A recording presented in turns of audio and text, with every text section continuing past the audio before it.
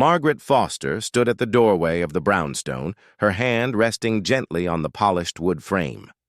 The golden light from inside spilled onto the street, painting everything in shades of autumn amber. She was 58, with kind eyes and silver-threaded hair pulled back in a soft bun. For 3 years, she'd been the nanny to little Emma Hayes, and in that time, the child had become the heartbeat of her days. Inside, she could hear footsteps. Heavy, tired footsteps. David Hayes appeared in the doorway, his daughter perched on his hip. He was in his late 30s, dressed in a gray suit that had seen better days, his dark hair perfectly styled, but his eyes carrying the weight of too many sleepless nights. Emma, just 2.5, with copper-colored curls and rosy cheeks, pointed excitedly at Margaret. "Maggie!" the little one called out, using the name she'd given her nanny when Margaret proved too difficult for her tiny tongue. David managed a tired smile. "Margaret, thank God you're here." She stepped inside, the warmth of the home embracing her like an old friend. "Rough day, Mr. Hayes?" "You could say that." He set Emma down, and the child immediately wrapped her small arms around Margaret's legs. The board meeting was difficult. Margaret had worked for enough families to read between the lines. David Hayes had built his father's small investment firm into something remarkable, but he'd done it while raising Emma alone after his wife passed when their daughter was just 6 months old. The business community respected his work, but some of the older board members questioned whether a young single father could maintain the stability they demanded. "Would you like some tea?" Margaret asked gently. "Emma and I can play in her room while you rest for a moment." David looked at her with something like gratitude. "Actually, Margaret, I need to talk to you about something. Something important." She nodded, scooping Emma into her arms. "Let me get this little one settled with her blocks and we can talk." 20 minutes later, they sat at the kitchen table. The house was quiet, except for Emma's soft humming from upstairs. David wrapped his hands around his coffee mug, gathering his thoughts. "Margaret, you know I trust you completely. You've been more than just Emma's nanny. You've been family to us. And you've both been family to me," she said softly. "My own children are grown and scattered across the country. Being here with Emma has filled a space in my heart I didn't know was empty." David nodded, clearly struggling with whatever he needed to say. "The board is threatening to push me out. Not because of my work, but because of perception.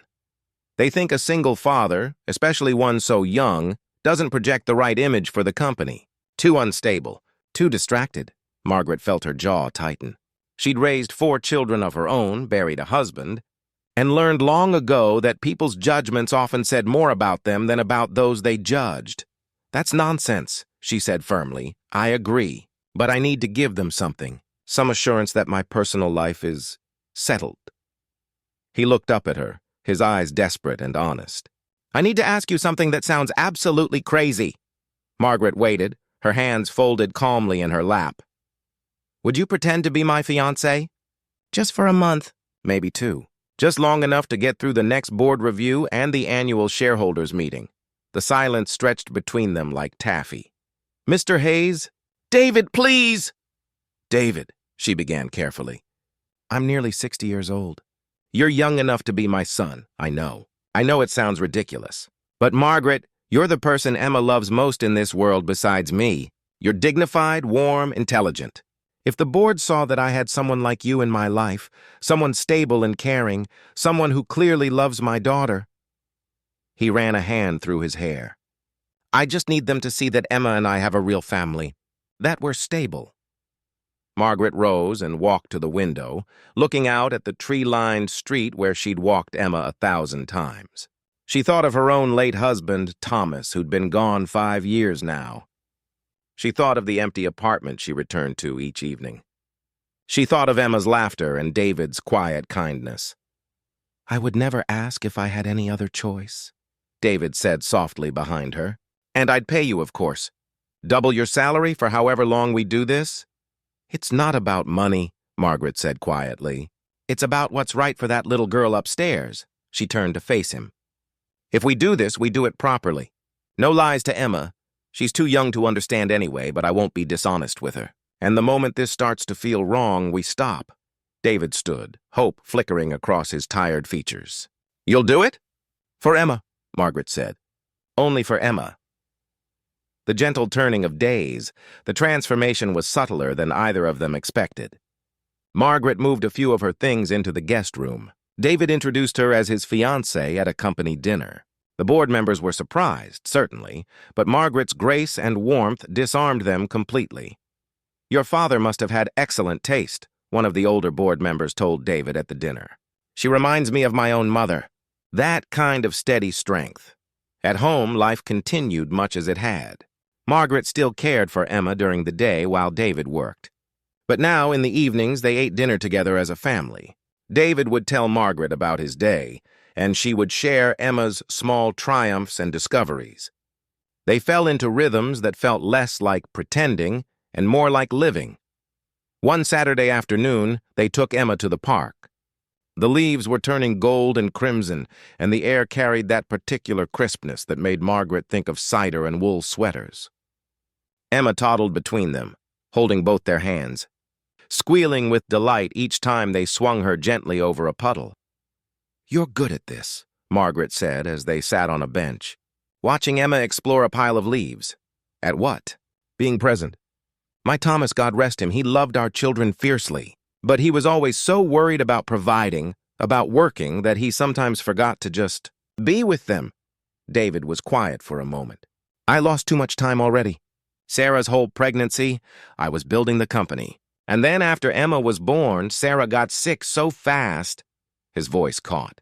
"I missed 6 months of my daughter's life while I was grieving. I won't miss any more." Margaret reached over and patted his hand. Just a gentle touch, the kind of comfort that needed no words. When winter whispered in, the month passed, then stretched into 6 weeks. The board's concerns seemed to fade. David's position grew more secure. But something else was happening, too, something neither of them had planned for. Margaret found herself humming while she folded laundry.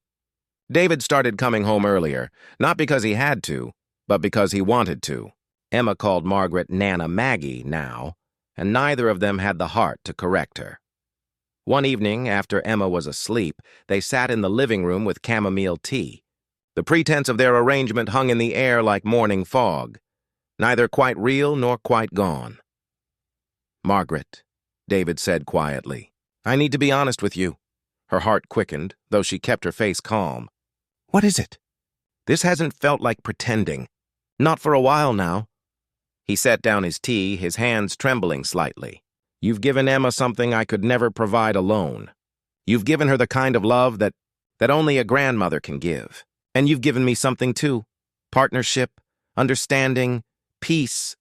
"David, I'm not asking you to marry me," he said quickly. "That would be absurd. I'm just saying, what if you stayed? Not as a nanny, not as a fiancée, but as family. We could make this house a home together. For Emma, for all of us." Margaret felt tears prick her eyes. "I'm an old woman, David. You're the wisest, kindest person I know. Age is it's just time passing. What matters is what we do with the time we have." She thought of her empty apartment. She thought of Emma's small hand in hers. She thought of these evening conversations that had become the highlight of her days. "I'd like that," she said softly. "I'd like that very much. In the fullness of time." They never did marry, but their arrangement became real in all the ways that mattered. Margaret officially moved in as family, not staff. Emma grew up calling her Nana Maggie, and the love between them was as genuine as any grandmother and grandchild. David found in Margaret a confidant and friend, someone who shared his values and his commitment to giving Emma a stable, loving home. Years later, when Emma was in school and David's company was thriving, people sometimes asked about their unusual family. Margaret would simply smile and say, "We found each other when we needed each other most." That's all family ever is. And on quiet evenings, when Emma was doing homework and David was reading the paper, Margaret would sit in her favorite chair by the window and think about how strange and wonderful life could be. How sometimes what starts as pretending can become the most honest thing you've ever done.